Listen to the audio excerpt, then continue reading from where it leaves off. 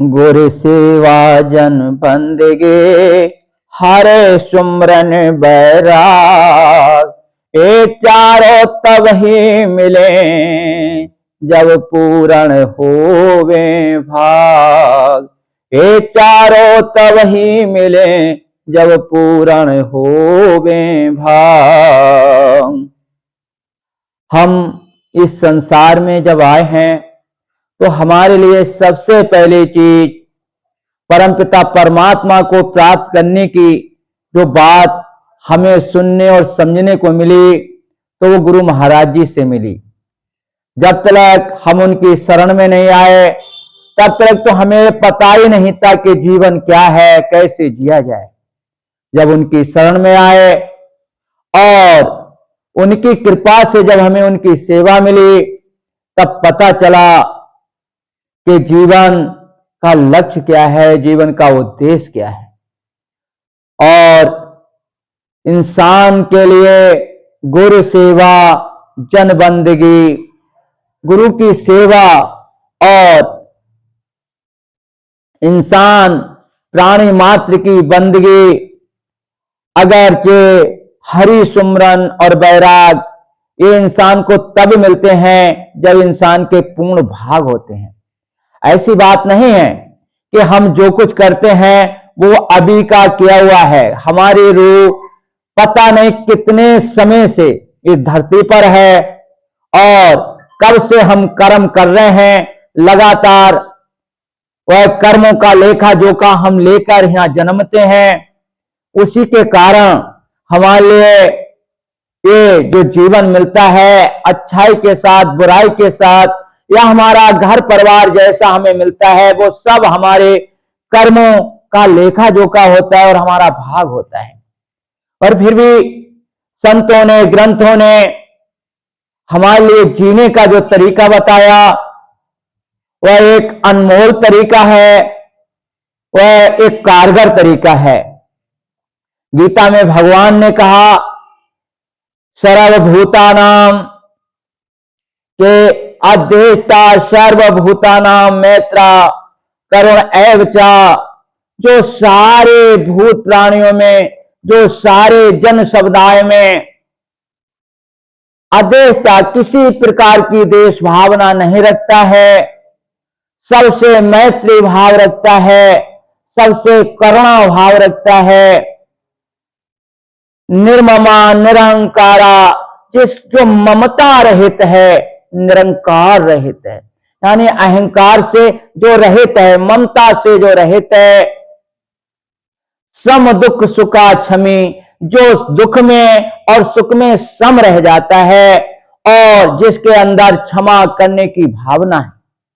क्योंकि भक्त वह होता है जो किसी से भी विरोधाभास नहीं रखता, वह किसी से भी बैर भाव नहीं रखता, उसके अंदर किसी प्रकार से भी, क्योंकि वो किससे बैर करे, किससे विरोध करे, निज प्रभु में देखे जगत कैसन करे विरोध।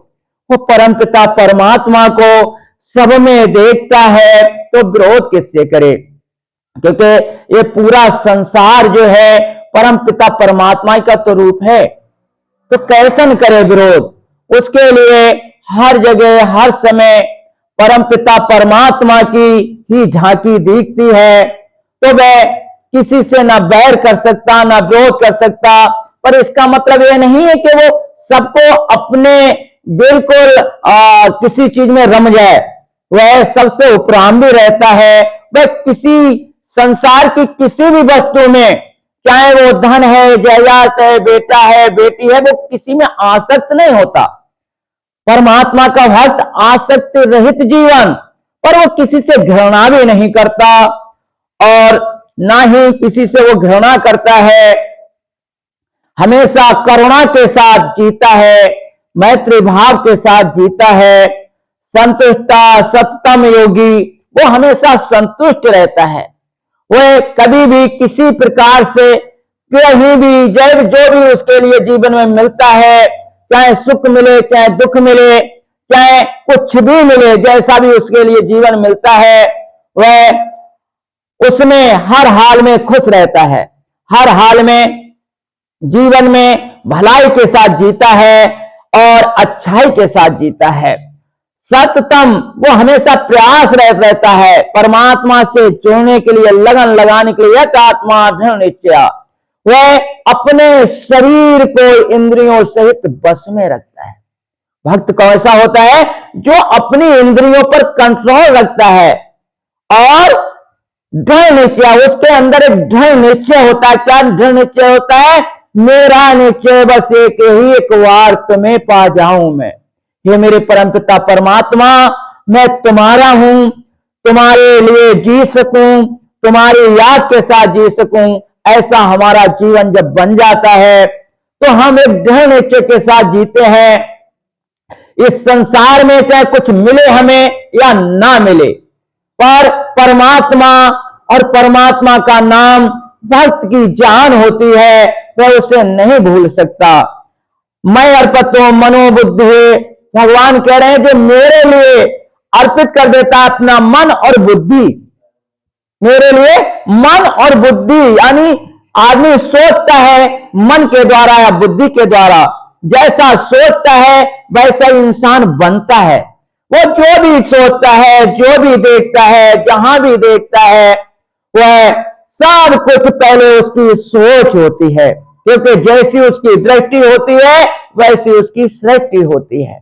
इसीलिए संतों ने कहा, महात्माओं ने कहा कि हम अपनी दृष्टि को संभाल लें, अपने देखने का नजरिया, अपने सुनने का नजरिया, अपने बोलने का तरीका अगर हमारी संभाल हो गई, तब हम वास्तव में सतगुरु के बताए हुए रास्ते पर चल रहे हैं।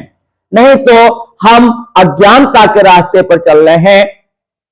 तो भगवान ने कहा, मैं अर्पति मनोबुद्धि, मेरे लिए जो अर्पित कर देता है मन और बुद्धि को, और या मद भक्ता सा मे प्रिया, ऐसा भक्त जो मेरे लिए मन बुद्धि को भी अर्पित कर देता है, जो वह भक्त मेरे लिए प्रिय है, वह भक्त मेरे लिए प्रिय है। क्योंकि जो कुछ हम सोचते हैं, जो कुछ हम समझते हैं, वो हमारे लिए हमारा जीवन ही है। जीवन खाना खाने से नहीं, जो हम सुनते हैं वो भी हमारे अंदर जाता है, वो भी एक प्रकार का खाना है, और वो जो है हमारे जीवन पर पूरा असर डालता है। इसलिए हम सुन क्या रहे हैं, हम देख क्या रहे हैं, हम बोल क्या रहे हैं, हम चल कैसे रहे हैं, हम उठ कैसे रहे हैं, हम बैठ कैसे रहे हैं, ये सब कुछ जब तक सही नहीं होता तब तक हम भक्त नहीं हैं। भक्तों के जो लक्षण हैं उनमें भगवान कृष्ण ने यही तो बताया, अद्वेष्टा सर्वभूता नाम, जो किसी से द्वेष करता ही नहीं, चाहे उसका कोई भला करे चाहे कोई बुरा करे, फिर भी वो सब में प्रभु को देखता हुआ अच्छा जीवन जीता है, अच्छाई के साथ जीता है। ऐसा जीवन जीता है कि उसके जीवन की लोग मिसाल देते हैं। वो जिस रास्ते से गुजरता है, लोग सोचते हैं कि भक्त थोड़ी देर हमारे पास बैठ जाए, इससे हमारे जीवन में भी ठंडक मिल जाए। भक्तों का जीवन वास्तव में परम पिता परमात्मा से सना हुआ होता है, मिला हुआ होता है। उनकी वाणी में वास्तव में परमात्मा समाया हुआ होता है, और वो जहां जब जब बोलते हैं तब तब उसी वाणी को जो सुना जाता है, उसी के लिए संत महात्माओं की वाणी के लिए जो सुनाया जाता है, उसी के लिए सत्संग कहा जाता है। और सत्संग असलियत में सुनना कुछ और बात है, सत्य को देखना कुछ और बात है, और सत्य से मिल जाना कुछ और बात है। तो हम असलियत में सत्संगी हैं, तो हर पल सत्संगी होना चाहिए। ये नहीं कुछ क्षणों के हम सत्संगी हों, हमारे लिए हर हाल में सत्संगी होना चाहिए। ऐसे सत्संगी होने चाहिए कि चाहे कोई भी स्थिति हो, चाहे कोई भी परिस्थिति हो, चाहे कोई भी अवस्था हो, हर अवस्था में हम सत्य के साथ हों। और सत्य केवल अगर कोई वस्तु है तो वह परमपिता परमात्मा है, उसका नाम है। इसलिए संतों ने तो बहुत खोल कर समझाया। 64 जो चारों सुरतियां हैं, चारों योग हैं, सब में नाम का प्रभाव है। चौं जोग चौसरत नाम प्रभाव, कल विशेष नहीं आन पाओ। चारों युगों में, चारों वेदों में नाम का प्रभाव है, पर और युग की बात तो अलग थी, कल युग में विशेष नाम का प्रभाव है। इसलिए परमपिता परमात्मा का नाम चलते उठते बैठते खाते पीते सोते जागते हमारे लिए हर हाल में स्मरण रहना चाहिए, क्योंकि अगर हमारा सच्चा साथी है तो भाई वो परमपिता परमात्मा का नाम है। परमात्मा का नाम ही जो है वो हमारा सच्चा साथी है। इसी के लिए अगर कोई दिल से पकड़ लेता है परमात्मा का नाम, पूरी तरीके से जिसे प्यारा लगने लगता है, तो वास्तव में वह भक्ति के साथ जीता हुआ मुक्ति के दायरे में आ जाता है, वो हर पल मुक्त है। ऐसा इंसान अपना खुद का उद्धार करता है और दूसरों का भी उद्धार करता है। हम अपने दिल में सोचें कि हमारा जीवन कैसा होना चाहिए, हम मुक्त हों या बंधे हों। हमारी रहनी, हमारी करनी ही हमें बताती है कि हम कैसे हैं।